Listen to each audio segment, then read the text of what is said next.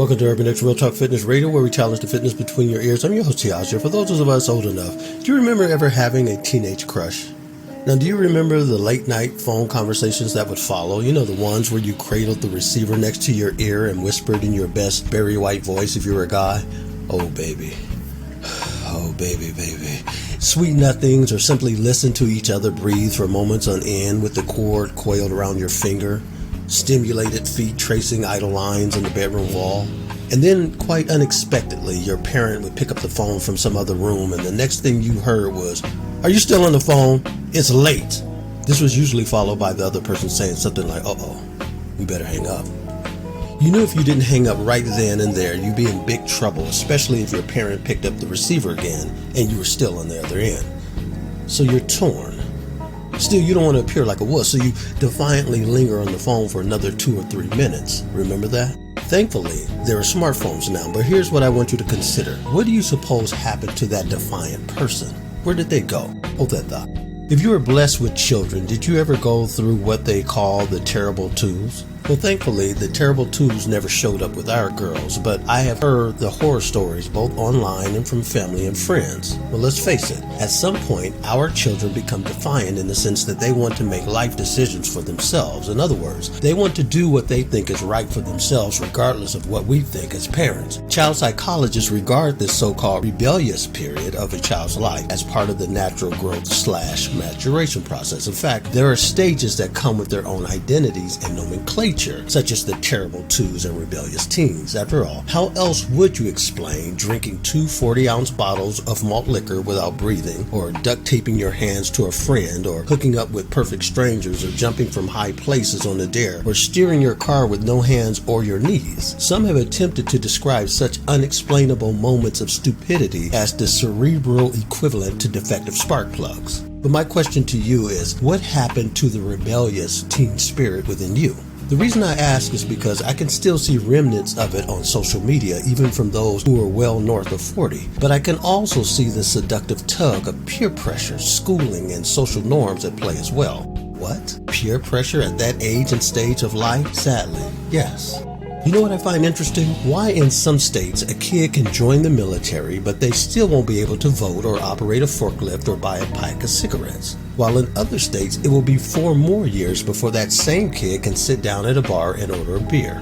With all the written and unwritten laws, rules, and regulations, how do underage youth still find a way to throw caution to the wind and end up doing everything I just mentioned adults consider unlawful? Because right or wrong, they are willing to take the risk to get what they want and do what they want, even if it means being in woeful violation of their state laws. Perhaps there's just a rebellious teen in them, like the one who lingers on the phone after being told to get off, or the 2-year-old who says no to everything because they have learned that the power of that word arrests adults. So then, what happened to you and me when we became adults? Why is it so difficult for us to say no to anyone, let alone those in authority, when we believe what we're doing is right for us? Of course, there are entire books dedicated to this topic, but that's not my focus here. What I would like you to consider is how much of that steel-willed, defiant person you've lost, tucked away, or have had beaten out of you by society. Of course, I'm not advocating becoming a rebel per se, but let's face it, many of us are in desperate need of reestablishing our power to think for ourselves again. And yes, even if it means occasionally rebelling against those who supposedly know more about you and what you want and need than you do. The fact is, no one knows more about what you need and what you want than you. At least they shouldn't. For instance, I've said a zillion times on these broadcasts that your doctor shouldn't know more about your body and its needs than you. Why? Because they may have gone to medical school for decades, but they did not go to med school to study you specifically. In fact, most only study allopathic medicine, which means they have been schooled to wholly embrace the mechanistic view of humanity. This is still the Descartes theory of medicine, and it still dominates medical thought today, where he presented humanity as purely material and mechanical. That is, the human body is like a machine that needs to be fixed by upgrading or replacing worn-out parts. See, what we call medicine, particularly in Western culture, is no more than diseaseology. That is the study of disease and the application of disease therapies and treatments, period. It's hard to believe that in Western culture, the approach to medicine has barely changed over 2,000 years. Still, you place your full trust and faith in this process, this so-called doctor-patient relationship. But if so, then ask yourself, why is that?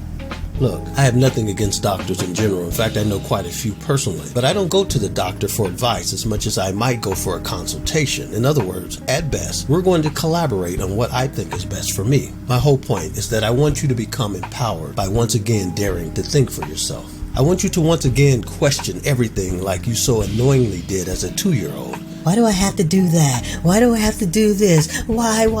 Remember that? You might need to start out small. Maybe just experiment with small moments of rebellion and defiance at work or home. But do it. You know, I saw a commercial the other day that said wearing a mask is the only way to stay healthy. What?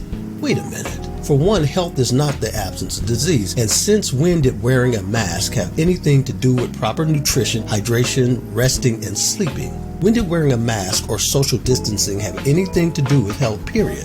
I thought those were measures to protect you and me from the virus COVID-19, and if so, I get it. But what does that have to do with health? That's disease prevention, not health promotion. Please, do not allow them to spin the narrative in such a way that you begin to believe that you're going to be healthy just because you wear a mask.